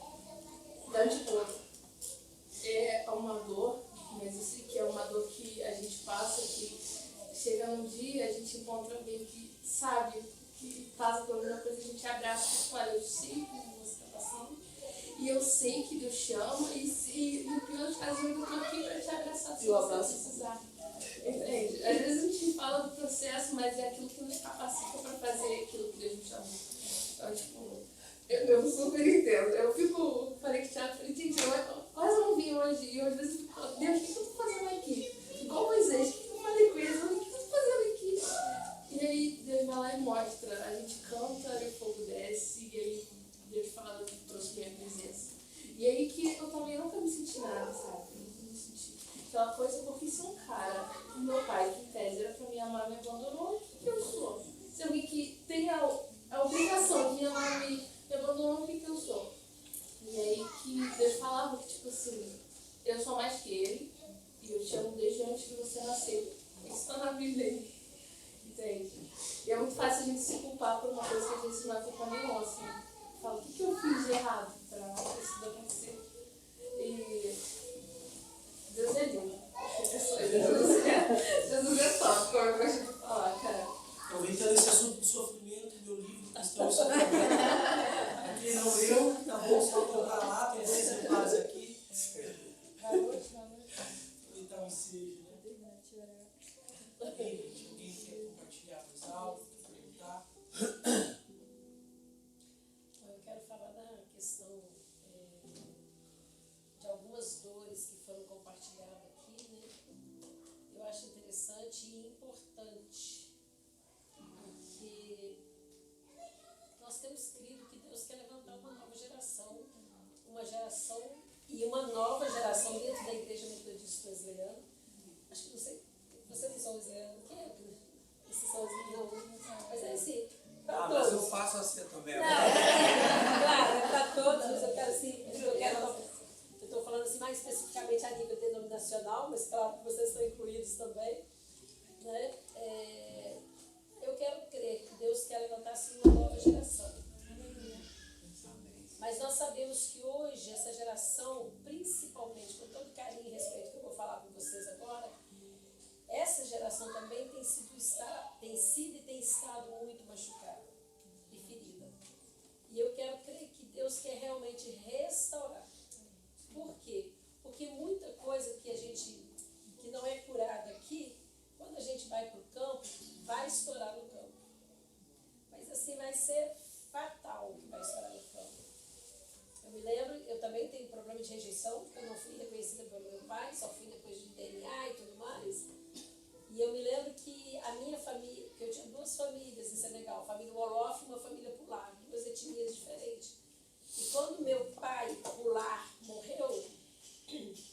Debajá, meu Deus, como eu sofri desesperadamente. Sofri muito com a morte dele. E aí, um dia eu orando, Deus falou comigo, que era justamente assim, porque ele era um dos feiticeiros, um tipo de feiticeiro também na aldeia, muçulmano, tá? Mas na luta é assim, né? Como é que é isso? Porque a gente tem que ter essa proximidade com a cultura com a qual você vai trabalhar. Então, assim, de certa forma, naquele lugar ali, ele era uma pessoa porque eu trabalhei 10 anos sozinha nessa aldeia, eu era a única cristã dentro dessa aldeia. Então, de certa forma, eu tinha uma proteção humana, né? E todo mundo me respeitava também por causa dele, porque sabia que ele era muito próximo de mim. Então, eu sofri muito, e foi quando Deus me mostrou que eu estava sentindo literalmente eu tinha perdido aquela proteção, humanamente falando, né? Que era justamente a questão do meu pai biológico. Então, foi que depois eu corri atrás, quando eu vinha numa das vindas ao Brasil, eu corri atrás da questão de reconhecimento de paternidade e tal. Então, assim, graças a Deus fui curada. Então, assim, eu hoje a Rebeca e a... esqueci o nome. Meu branco. Você? Laiane. É que a cabeça eu tô com sono, gente, que eu tive muito insônia essa noite. Então eu estava até mostrando, gente, esse livro aqui vocês têm que ler. Né? Até mostrei para elas. A Rebeca tirou foto de alguns. Eu até peço se você puder compartilhar no grupo depois, tá, Rebeca? E sigam, gente, visitando os livros. Pois é. Porque são coisas importantes. Hoje, esse dia eu estava conversando com alguém e a pessoa estava perguntando como é que é essa questão de nós, missionários, para trabalhador e tudo mais. Eu estava mostrando para ela justamente o quê? Que, graças a Deus, hoje nós temos em missões um departamento chamado SIM, Cuidado Integral do Missionário. Mas quando eu fui, quando o Conselita foi para o campo, ainda não tinha essa questão do cuidado integral do missionário. Então, hoje, graças a Deus, nós já temos um departamento até da MTB. Se você não conhece a MTB, vai lá, clica também no link da MTB, Associação de Missões Transculturais do Brasil. Então, assim, hoje está se tendo essa preocupação com o missionário, né? Do missionário ser cuidado. Porque às vezes a gente envia, o missionário é enviado, vai lá na Lu, vai lá para a África, vai lá para Cochinchina, tchau. Né? Mas nós vemos em Paulo que Paulo foi enviado pela igreja de Antioquia, mas ele foi cuidado. Ele teve aqueles parceiros que estiveram junto dele. Então, queridos, eu acho que isso é muito importante. Você que tem alguma situação mal resolvida ainda, busque trabalhar isto. Busque quem possa te ajudar. Se for necessário um psicólogo, vá ao psicólogo também. Mas procure trabalhar isso em você para que você possa ser muito mais usado por aquele a quem está te chamando do que você já está sendo. Né? A Laiane estava falando comigo como tem sido lá na congregação, o que está acontecendo. Então, quer dizer, eu quero crer que Deus tem muito mais para fazer na vida dela, mas principalmente através da vida dela, como de todos vocês. Então, assim, é muito importante esse cuidado, você se conhecer, mas não só se conhecer, se respeitar. Isso é muito importante.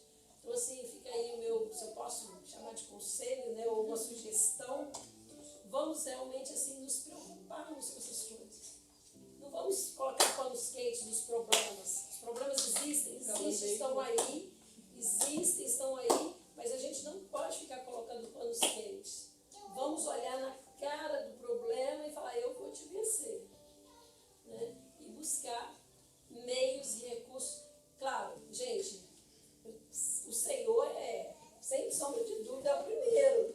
Né? Mas Ele tem nos deixado recursos aqui também, que a gente vai poder buscar para sermos realmente trabalhados e curados. Então, a Jo estava falando do apoio que teve do pastor Marlon. Então, tudo isso. Eu mesmo, quando eu vim ao Brasil, eu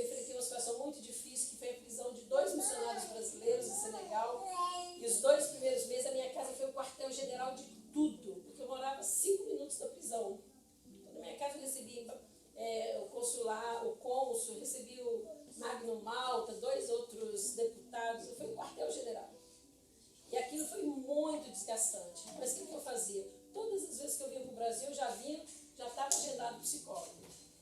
Nós existe um ministério no Brasil, Oásis, e eu hoje tenho na Missão Antioquia também, que é o Refúgio.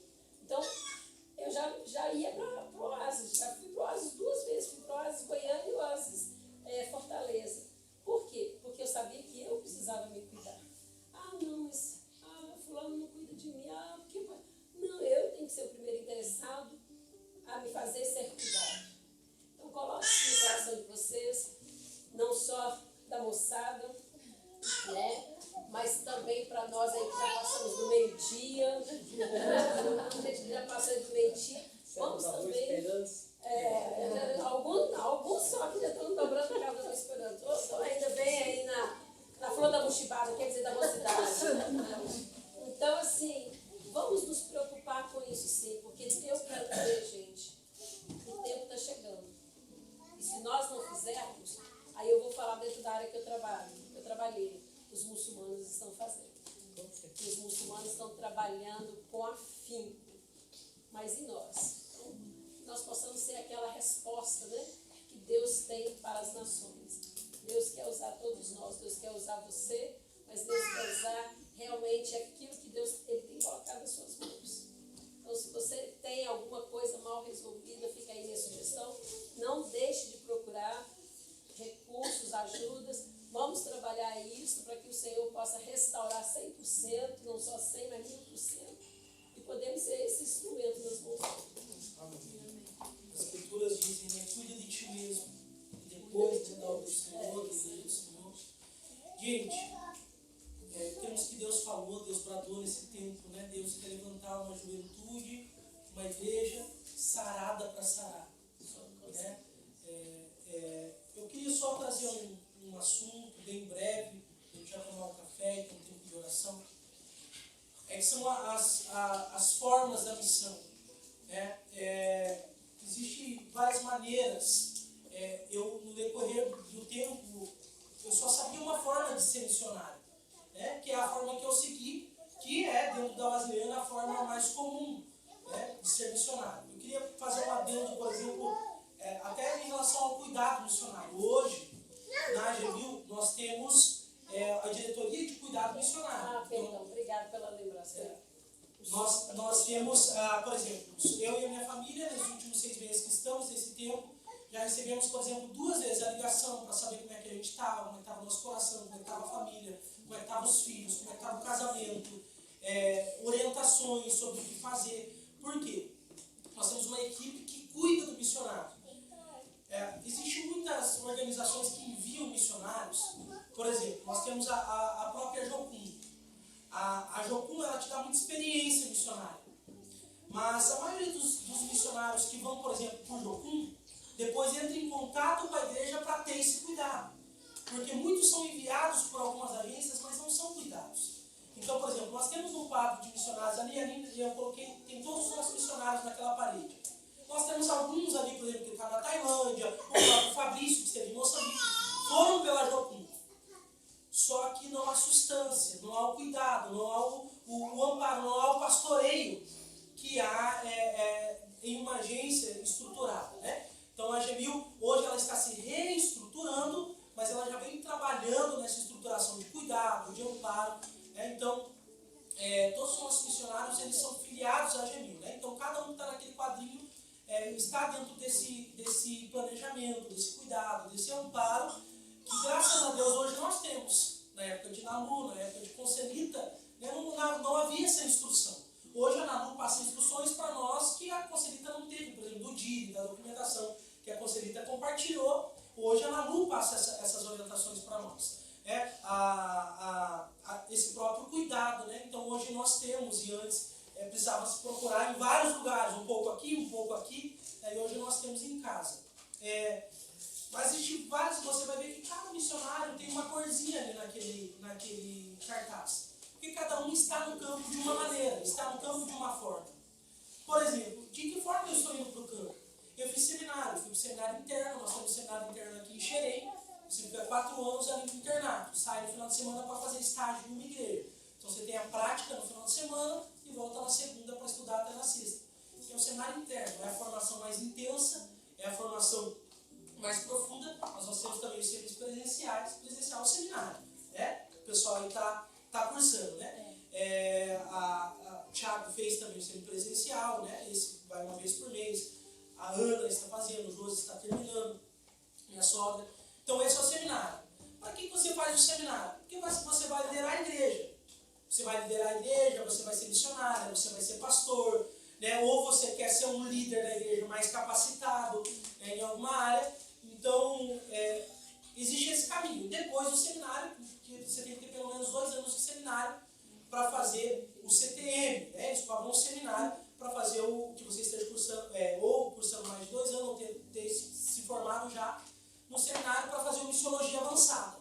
O Missiologia Avançada, gente, ninguém é enviado sem preparo. Se dá problema com quem vai com preparo, imagine sem preparo. Eu estive com um dos meus professores, um dos nossos professores, que é o pastor Carlos Rogério, ele é um presbiteriano, e eu estive com ele semana passada e ele disse, olha, existe uma família hoje, 6 meses depois de ter ido para o campo, voltando por um retorno precoce, porque foram sem preparo. Sem treinamento, então nós temos aula de islamismo, nós temos aula de animismo, religiões africanas. Você viu a missionária citada, você viu a missionária na citada, Sharia, feiticeiro. Nós lidamos com tudo isso em alguns contextos. E em qualquer lugar do mundo, em qualquer país que formos, vamos lidar com o mundo muçulmano. Óbvio, se nós formos por norte da África para a Ásia, vamos lidar intensamente. Mas eles estão espalhando muito rápido. Então, em todo lugar, se você for para Foz do Iguaçu, aqui no Brasil, você vai lidar com o mundo muçulmano. Então, eles estão espalhando. Então, há um treinamento de choque cultural, de cuidado. Então, tudo isso. Então, esse treinamento transcultural é necessário, mas para você fazer ele, você precisa cursar o seminário. Então, esse é o caminho mais natural, mais clássico, onde você vai ser um missionário, um pastor, líder da igreja, pode ir para o campo liderar a igreja local. Mas existem outras maneiras, existem outras formas. Você pode, talvez, Deus direcione você a trabalhar com missões urbanas. E aí você tem esses caras da missão urbana, né? Você tem pessoal que trabalha com missões urbanas, com evangelismo, né? Nós temos tido esse contato com o João Paulo do Céu na Terra, nós temos pessoal que trabalha com evangelização urbana e com tribos. O Luan está falando aqui sobre o rap. Então existem essas formas de se envolver com missões urbanas. E na Wesleyana nós temos a Escomil. E na Wesleyana nós temos a Escomil. A Escomil ela faz viagens missionárias. Diferente, por exemplo, que você vai pegar ali o Diniz falando da Avalanche, sim, que trabalha com treinamento, com curso, sexualidade e etc. Até falei pro Diniz, no cenário interno eu queria ter feito o cenário de sexualidade, porque eu lido com homossexuais o tempo todo. Então eu precisava desse treinamento. E nós, na igreja, vamos precisar saber lidar com esse povo. Então o que acontece? Existe forma de você se envolver com a missão urbana. E quando eu falo, por exemplo, do seminário e o Missiologia Avançada, nós estamos falando de um treinamento transcultural. Você vai para outra cultura, ainda que seja dentro do Brasil. Quando a gente foi para Mamoré, uma cidade rural, já foi outra cultura. Quando você vai para a Amazônia, para os ribeirinhos, é outra cultura. Então, é muito importante esse preparo. Mas existem outras maneiras. Por exemplo, você vai ver que tem alguns ali que não são enviados, eles são chamados de colaboradores. Por exemplo, há pessoas que vão através de outras agências trabalhar, por exemplo, Deus colocou no teu coração para ir lá para qual país? Para a Suécia. Mas Wesleyana não tem nada na Suécia. Mas a missão não é da Wesleyana. A missão é de Deus. E a Wesleyana, ela não vai te impedir de ir para a Suécia porque ela não tem nada na Suécia. Mas o que você pode fazer? Você pode ir para a Suécia em parceria com a Wesleyana. Você vai, abre um GCEL e faz uma parceria e a igreja vai te apoiar naquilo que é necessário. Ela só não consegue se concentrar as forças dela naquilo porque ela está sustentando todos os outros campos. Mas ela vai te apoiar naquilo que você está trabalhando. Nós temos a missionária Zazá, ali no quadro, que trabalha com os refugiados. A Wesleyana não tem um trabalho específico com os refugiados. Mas a Zazá, que é a Wesleyana, ela é apoiada pela igreja, o recurso das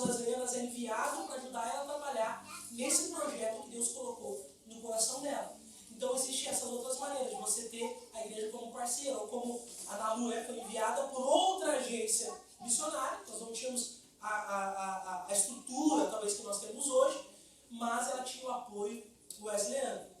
Existem outras formas. Nós temos um missionário na Suíça, em Genebra, na Suíça. Ele foi com o próprio recurso. Ele é empresário, ali em BH, da Igreja dos Meninos, Gustavo. E ele foi para a Suíça, e aí está trabalhando lá na Suíça, e começou uma célula no apartamento dele. E em contrapartida ele está, né, o fuso horário não está batendo muito legal, mas está fazendo um treinamento para poder, o treinamento transcultural, já abriu uma célula na casa dele. E o objetivo é fazer esse trabalho crescer e etc. Existem outras maneiras. Por exemplo, Deus me chamou para ser empresário. Às vezes Deus me chamou para ser empresário. O Thiago foi específico. O Thiago tinha uma empresa, tá aí, pode compartilhar. Deus mandou ele fechar a empresa. Vendeu a empresa. Tentou, né? O Thiago pode testemunhar. Até pensou em abrir a empresa lá, mas não foi o que Deus tinha agora. Deus mandou fechar, queima essa ponte, né? E vai.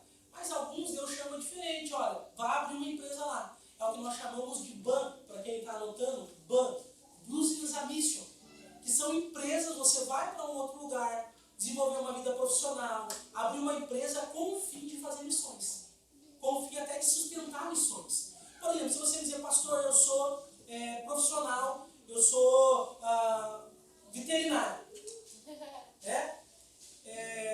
eu quero ir lá para Moçambique, consigo um emprego de veterinário lá em Moçambique e seja membro da nossa igreja. Você vai estar ajudando a fazer missões. Então, não necessariamente todos precisam fazer a teologia, mas todos que vão liderar a igreja, trabalhar com pastoreio, precisam fazer a teologia. Até porque nós vamos lidar principalmente com o mundo muçulmano. Precisamos de uma base muito sólida. Né? Então, o recomendado é que quanto mais estudo você tivesse, bom seria. Mas nem tudo é a teologia. Algumas pessoas, nós vemos William Carey, né, que é o pai das missões modernas, era sapateiro. Foi abrir uma empresa lá na Índia e dessa maneira ele transformou a história da Índia no seu tempo. Então existem várias maneiras de fazer missões. Por exemplo, eu sou médica, né? Eu sou médico, eu sou psicólogo. Você pode ir para uma base missionária em algum lugar e usar a tua profissão naquele lugar. Mas por que todo mundo precisa fazer teologia se nem todo mundo será professor, será pastor, será... Vocês estão me entendendo? Então, às vezes, é médica. E ela está indo para outra nação para ser médica. Ele está indo para outra nação para ser médica. E nós queremos trazer essa ideia de missão moderna, aonde cada um utiliza os seus dons e talentos para servir o reino. Mas pastor, eu não vou. Deus pelo menos ministra no meu coração que eu vá. Você pode e deve se envolver. Há muitos líderes de conselho missionário aqui. E, gente, o que faz a ponte entre a igreja e o campo missionário é o conselho missionário. Eu gostei muito da fala da Josi. Hoje eu entendo que a minha missão é fazer com que essa igreja envie missionários. Que essa igreja ame missões. E se nós temos uma igreja que ama missões, eu vi uma frase essa semana que diz assim: se a tua igreja não investe mais que 50% da sua arrecadação em missões, ela não é considerada uma igreja missionária. Se você consegue trazer para a igreja a realidade de missões, a igreja tem um coração missionário. Olha o que a missionária Conselita falou. Eu não tinha problema de levantar recursos, porque o povo quer investir em missões. Só que às vezes o povo não tem conhecimento, ele não sabe o que está se passando no mundo. Ela precisa da informação.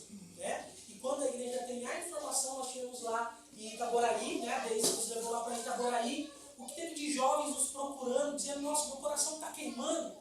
Mas por quê? Porque uma líder de conselho missionário fez a ponte entre o missionário e a igreja local. Então é muito importante que haja pessoas que vão, mas é muito importante que haja pessoas que fiquem. E faça essa ponte entre a igreja e o campo. Pastor, eu estou fazendo faculdade. Termine essa faculdade. A não ser que Deus fale, abandone essa faculdade.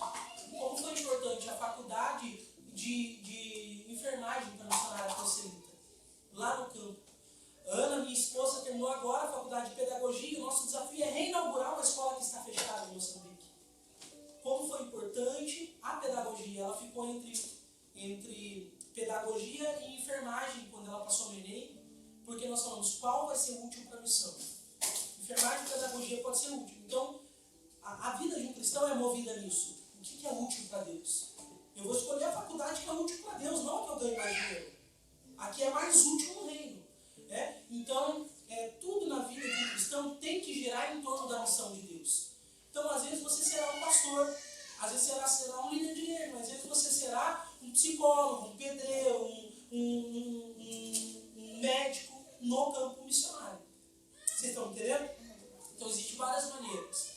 Eu vou propor, aqueles que quiserem, após a mesa, nós continuaremos com o grupo no WhatsApp. Aqueles que querem ser mentoreados em relação à missão, querem estar perto da gente, nós vamos ter um grupo para que a gente possa... A gente não vai ficar conversando sempre, mas nós vamos ter um canal, que quando tiver alguma coisa, vai ser conectado ali. Um canal para que você que está começando, na tua trilha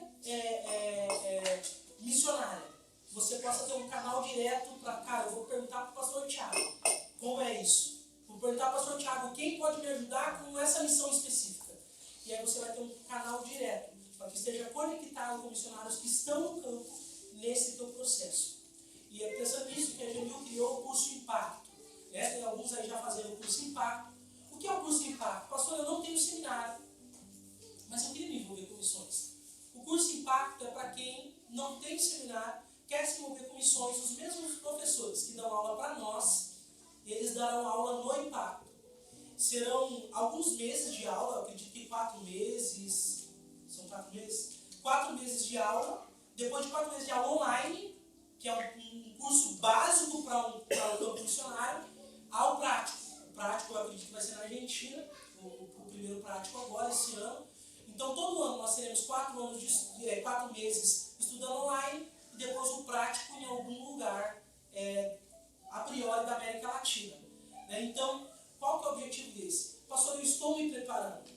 Como a Hannah sempre compartilha, pastor, eu quero ir para o campo. O seminário vai demorar tantos anos.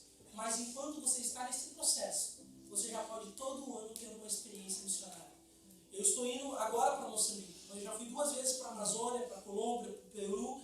E como é importante essa viagem missionária para a chama continuar acesa, para você conhecer outros povos, outros lugares, ter experiências transculturais, né? De estar nesse povo que come uma comida diferente, saber respeitar a cultura. Então é uma experiência muito legal, essa experiência transcultural. E temos a Escomil, né, como foi citado, que sempre está fazendo viagens de evangelização urbana, de evangelismo urbano. Então existem várias maneiras, várias formas, várias missões. Nós teremos um congresso de missões que temos nomes que vocês vão gostar muito quando forem divulgados, tanto para quem é jovem quanto para quem é mais velho. Vão gostar dos nomes que vai ser colocado no congresso de missões que vai ter no início do ano que vem.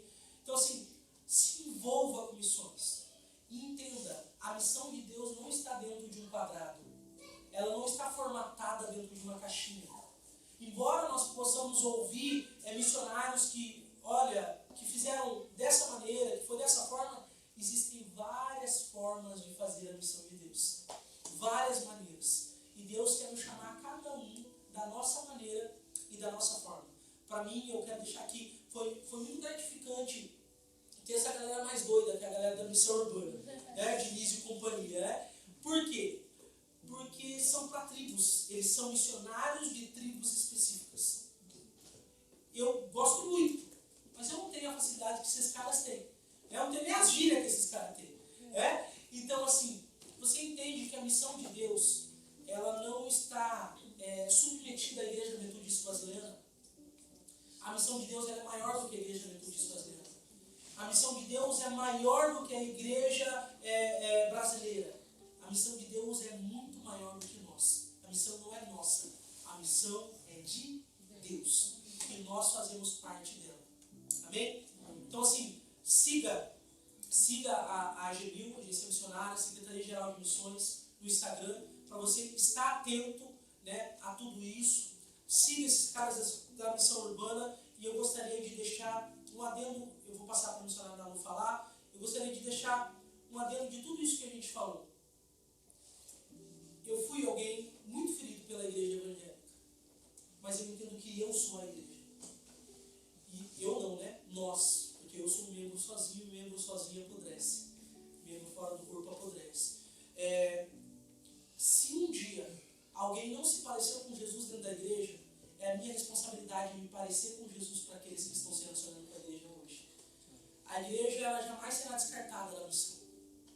A igreja ela faz parte da missão.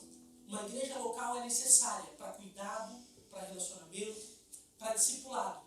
Mas a missão, ela acontece fora das quatro paredes da igreja. Amém? Pode falar. Eu quero ratificar o que o pastor Paulo falou, o negócio da missionária Vilsa, né? Porque quando eu ia falar, mas eu confesso que eu estou meio aérea, eu quis colocar a MTB, o departamento, justamente para mostrar assim, que está partindo de cima para baixo.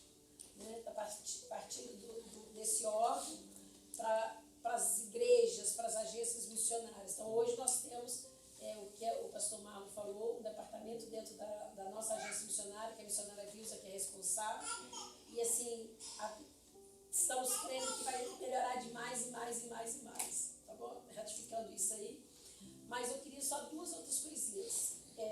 Eu não sei se nós temos algum líder de conselho missionário aqui que ainda não está no grupo, em um grupo que eu fiz de membros de conselhos missionários. Se você não está e quiser participar, você pode nos procurar depois, pega o zap da secretaria e a gente vai te adicionar, tá bom?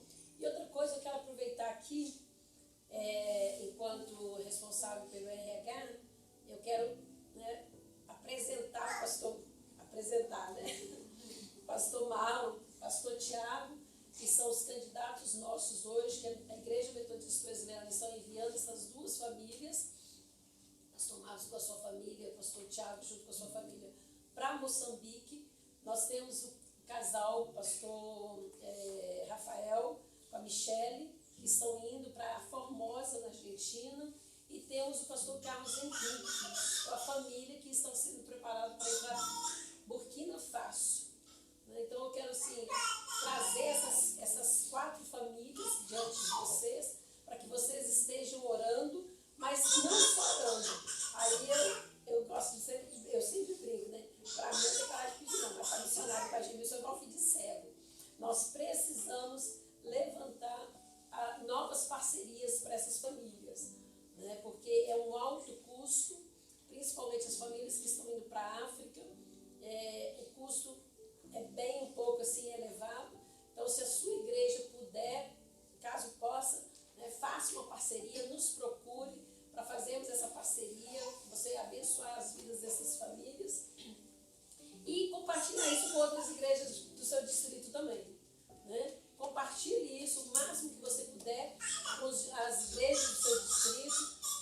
Se tiver lá distrito que não, como a Laiane fez esses dias, o pessoal do Tucuruvi não está no grupo e tal. O cara mandou para mim, já fui lá e já adicionei todo mundo. Então, faça isso no seu distrito também. Leve para o seu distrito a importância e a necessidade que nós temos agora de novas parcerias para essas quatro famílias. E se você ainda não tem, algumas igrejas aqui ainda talvez não tenham este cartaz. Se você não tem, pode me procurar, que depois também eu passarei para você levar para a sua igreja. Tá bom? Gostaria de pedir, missionária Conselita, missionária, se você fosse deixar um conselho para essa galera, para jovens vocacionados, qual conselho você deixaria e qual texto bíblico queima no seu coração? Meu conselho seria que não perca tempo. Não espera chegar a ficar velho para ir para o campo. Deus precisa muito de jovem no campo. Porque às vezes o velho não pode andar muito, não pode correr muito, fica pouco tempo, vem no campo, vem embora logo. O jovem pode ficar 20, 30 anos no campo, porque está novo, né? Então pode ficar muito tempo. Então não perca tempo. Jesus é Deus de já. Ele precisa de nós agora. De você agora. Uma passagem de Filipe tem em Atos dos Apóstolos. Quando a rainha de Candace, o mordomo, estava andando, que o Espírito de Deus falou a Filipe, mandou Filipe ir atrás daquele jovem. E Filipe não foi andando, não, foi correndo. Ele não perdeu tempo. Subiu na carruagem e ensinou aquele jovem que estava lendo Isaías, né? E pregou a palavra, o jovem se converteu E diz a palavra de Deus que Filipe foi trasladado, que já estava lá no outro lugar, já pregando.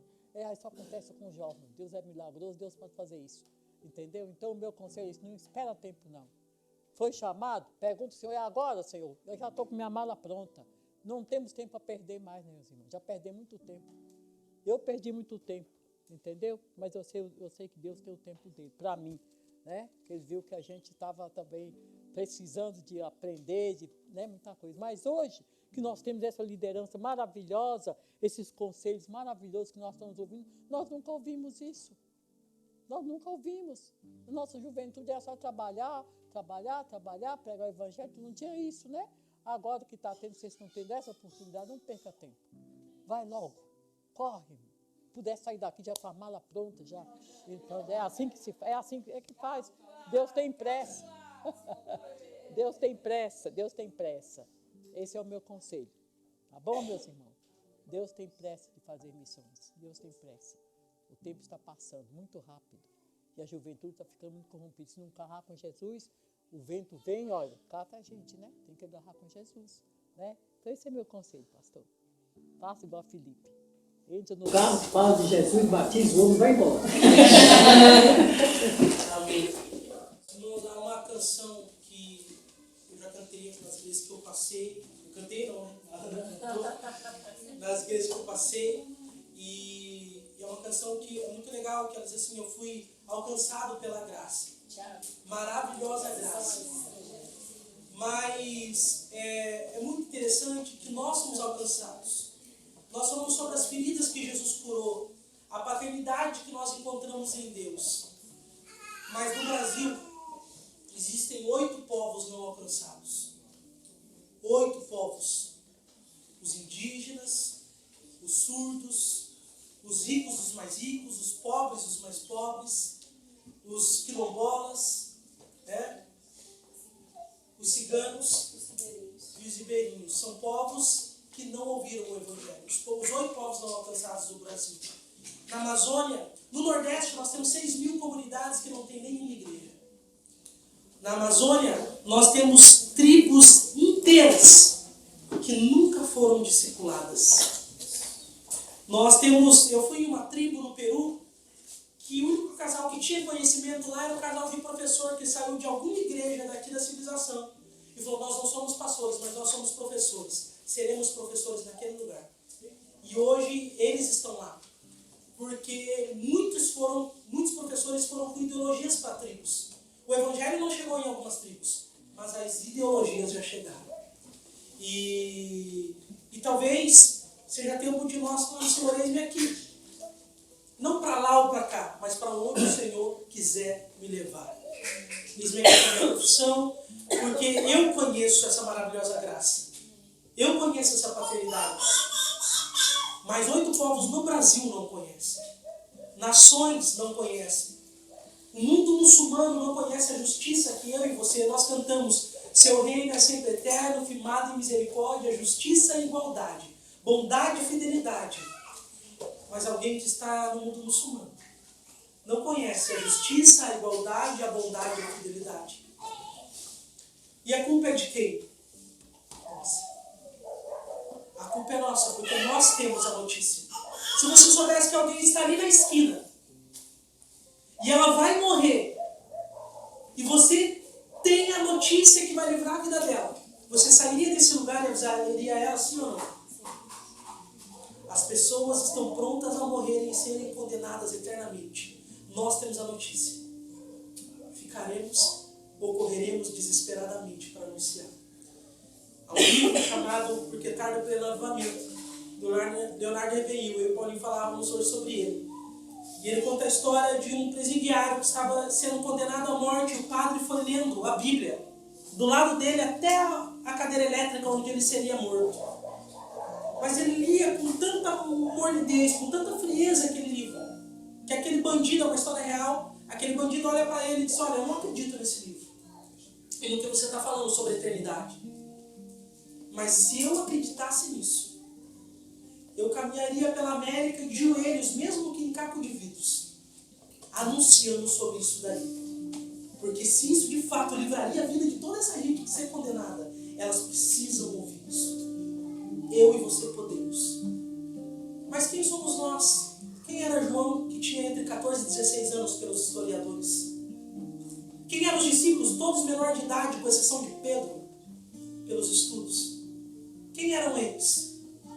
Um bando de jovens chamados de arruaceiros, que decidiram fazer de Cristo o seu tudo. Decidiram fazer da sua vida nada, para que Cristo fosse tudo na vida de outras pessoas. Nós precisamos orar. Eu quero te convidar a ficar em pé. Vamos cantar uma canção, sermos ministrados. Depois nós traremos as bandeiras. Meus irmãos, a igreja foi chamada a destruir principados e potestades que já estão debaixo dos pés de Jesus e fazer Cristo conhecido em todas as nações. Mas antes dos pés vão as orações. E nós precisamos orar pelas nações.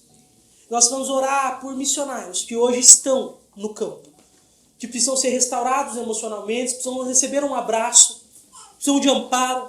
Nós vamos orar por missionários que estão em países de difícil acesso, de difícil liberdade. Nós vamos orar para que nações inteiras conheçam a Cristo. E tudo começa na oração. Nós vamos depois estar distribuindo as bandeiras a cada um e você vai orar para essa nação que você receber. E você pode estender a sua mão e orar pelas nações do mundo, por cada continente. Porque o que nós ligarmos aqui é ligado no céu. O que nós batalhamos aqui, a vitória acontece lá do outro lado. Amém? Vamos cantar.